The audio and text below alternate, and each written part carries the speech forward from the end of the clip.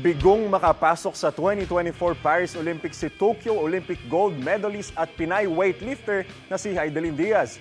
Hindi nakamit ni Diaz ang kailangang puntos sa 59 kg weightlifting category sa qualification rounds ng 2024 IWF World Cup. Dagdag naman sa listahan ng pambato ng Pilipinas para sa Paris Olympics ang Pinay weightlifter na si Elrin Ando. Pinataob ni Ando si Diaz sa parehong weight category. Si Ando na ay kasyam na Pilipino na lalaban para sa Paris Olympics.